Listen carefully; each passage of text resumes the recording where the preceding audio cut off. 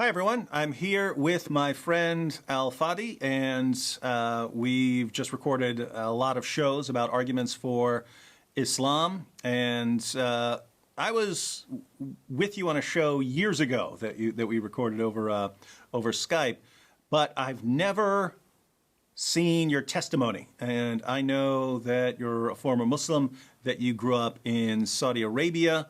But beyond that, I don't really know much. So I figure this would be a great time to learn. So why don't you start by telling us what your life was like in Saudi Arabia growing up? Well, first of all, thank you so much, brother. It's always a privilege and an honor to serve the Lord with you. I am always thankful for the material you produce all the time for the sake of my people to find the truth. And thank you so much for your hard labor. You're absolutely right. I am a former Muslim from Saudi. That's where I was born and raised. And as you know, brother, Saudi Arabia really has a special place when it comes to Islam, simply because it's the birthplace of Islam. And I just happened to be born, basically, and raised in a town near Mecca. So there was this bond not only to Islam and its origin, but also my close proximity to Mecca. And as you know, Islam is a religion of works. Therefore, more good deeds you do, more chances you have in order for you to earn your way to heaven. And being near Mecca, that means that I can always go and do the rituals and the things that are required of me, simply even praying in Mecca most of the time for that purpose. As I was basically growing up, I began to study more and more Islam at a deeper level. Now, not all Muslims, by the way, you're going to meet, even from Saudi, are that religious. I want to be fair. Not all of them are that devout. But the tendency for people in Saudi to be devout, if you wish, is much higher than you find it in other areas outside of Saudi Arabia, simply because Islam is really emphasized in there, not only at the school level, not only at the college level, but also it is emphasized by the way of life in there and the Sharia law application and so many aspects basically of life in there. So this is how I was raised basically, and that was the environment I grew up in.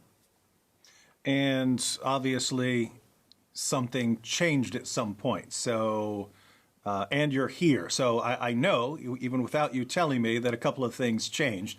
So what changed first? Did you leave Saudi Arabia first, or did you start doubting Islam while in Saudi Arabia? Well, actually, right before I left to come to basically to the West for my graduate education, I finished my college back in Saudi with the engineering degree. But the thing is this.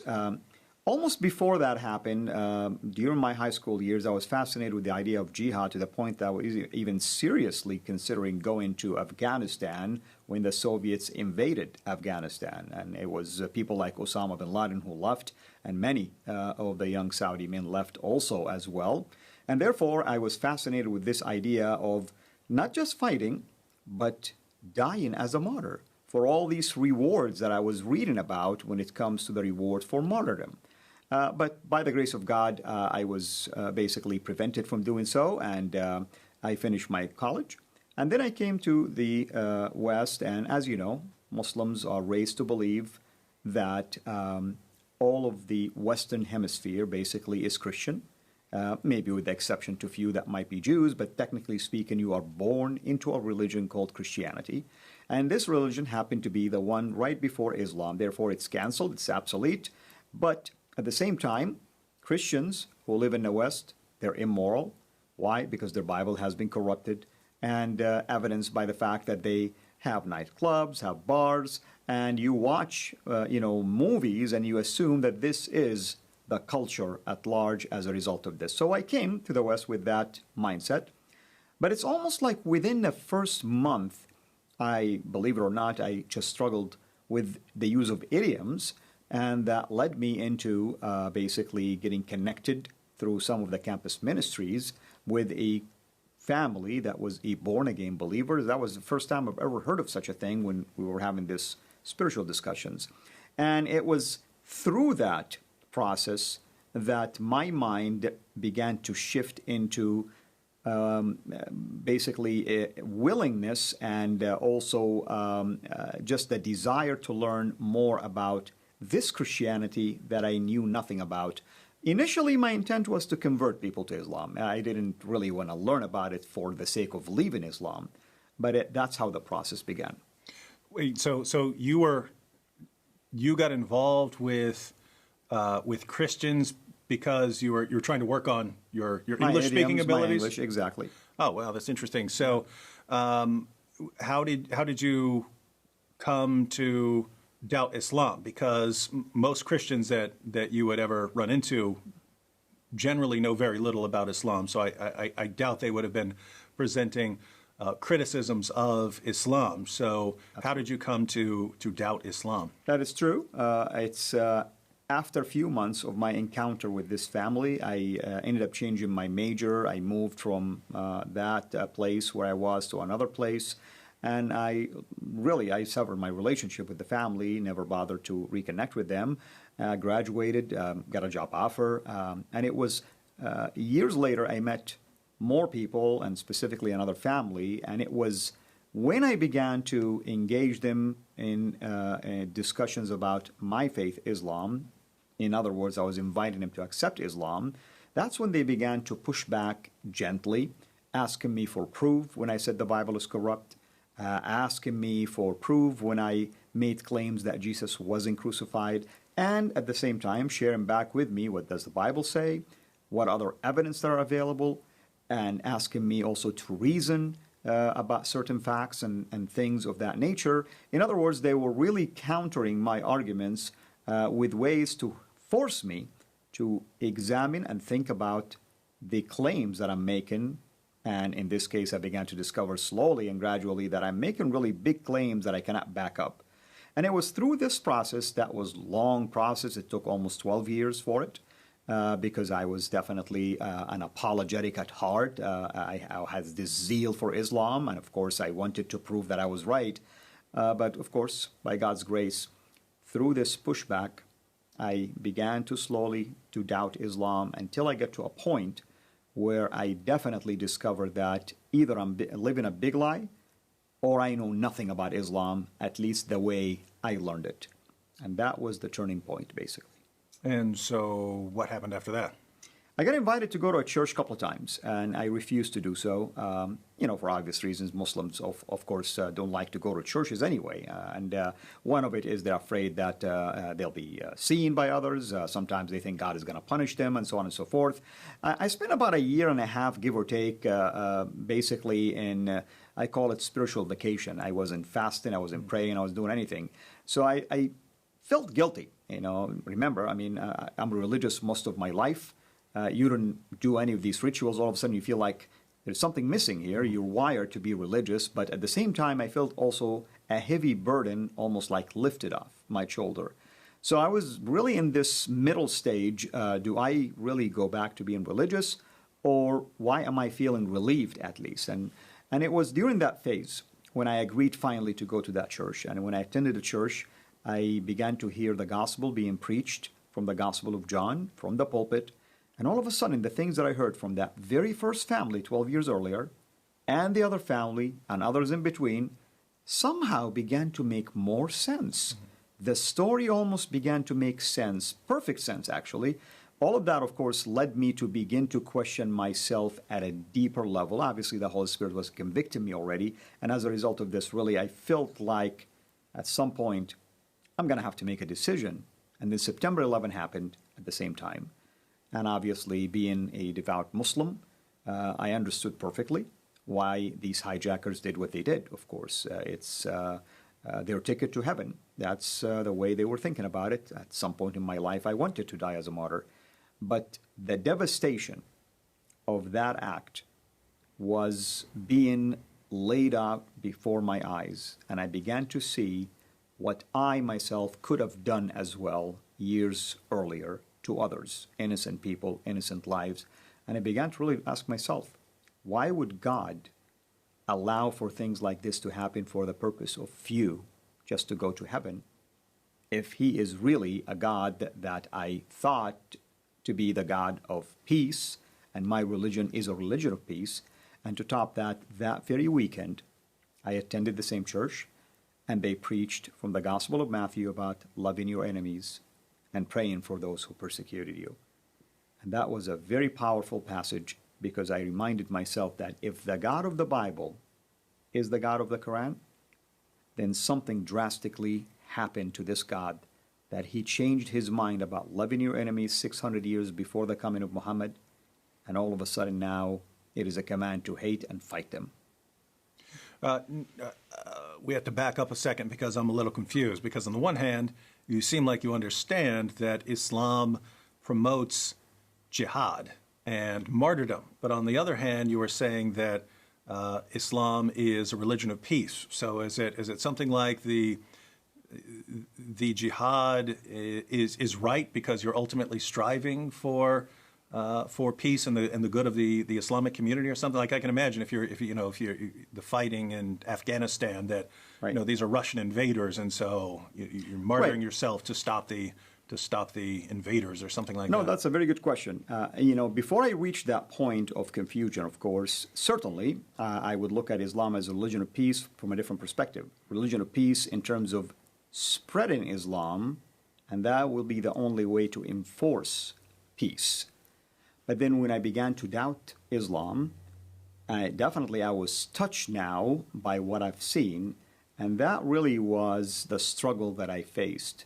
Reminding myself now, I used to think to do things like this, but at the same time, also the opposite side of that belief is that also it's a religion of peace. So how can this be peace? Mm-hmm. Because now I'm witnessing it by myself. And of course, that was a major event, as you know, globally.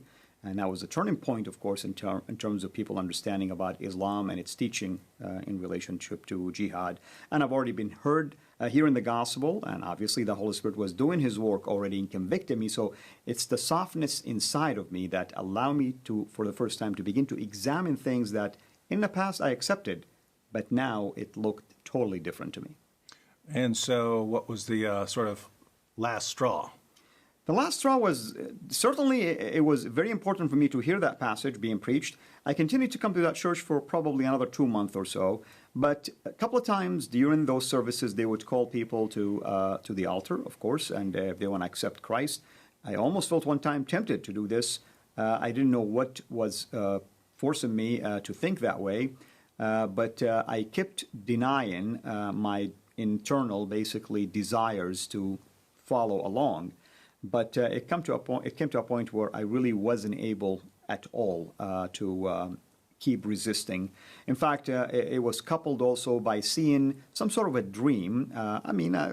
Typically people, especially Muslim people, are afraid of the idea of death for two reasons. Death means there is a possibility of punishment in the grave. But most importantly, you don't know really if you're going to end up making it to heaven or not. I mean, you still want to keep doing your good deeds. And the dream that I was getting actually was strange, that I died, and I'm standing before the throne of God, and he's asking me one question: why have you rejected my son? And that was a question I didn't know the answer to, yet at the same time I was already attending the church, and I'm hearing about the son already, and I've seen people accepting the son, and when I've seen this dream a couple of times happening almost within the span of these 2 months, it really terrified me. It's almost like I began to think about death. What's going to happen now if I truly die? What is basically the right path? Is it Islam or is it what I'm hearing? And it's just by the grace of God that I finally came to my senses and I realized that I must make that decision to follow Christ. And it wasn't an easy decision, of course, but here we are. And so what happened afterwards? Of course, there is always a cost that comes with this. I lost a lot of things almost immediately. And I have to admit, the first thing that came to my mind is that, did I make the wrong decision? And am I being punished by Allah as a result of this? And it goes to show, by the way, the importance of having the right people surround you and disciplers. Because of that, the people around me who are believers began to explain to me that this is spiritual warfare. God is not punishing you for coming to Him, But God could be allowing these things to happen to you because maybe you have issues in the heart that He's working on. Maybe you have pride. Maybe He's preparing you for something big, a ministry or something of that sort. But don't look at it as if He's punishing you. He cannot punish you for coming to Him. He is. They began to show me passages that heaven is rejoicing that actually, as a sinner, you accepted basically Christ. So through this process, I began to it started to make sense to me that indeed, yes, there are things inside of me that began to change, things that I used to desire. Somehow I began to distance myself from material and stuff that I had affinity for, and I began to learn to be humble. And years later, of course, I look back and I am thankful now for the process that the Lord put me through. Now, you could have just spent the rest of your life working your job, living quietly, and eventually died like that. But you've decided to focus on ministry and reaching Muslims. Why'd you take things in that direction? Well, certainly it's God's calling, obviously. It wasn't just me trying to do something on my own. But here's the interesting thing. I remember the first maybe a few weeks after I became a believer, I was asking God, why did you make me a Muslim all of these years, denying me to know you since day one?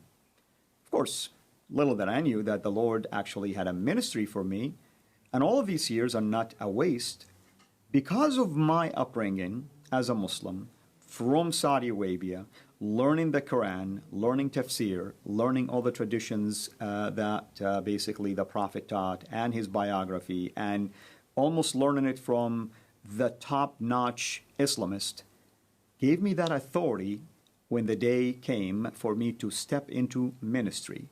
And of course, I looked at it as, since I know the truth now, I owe it to my people to let them know about this truth.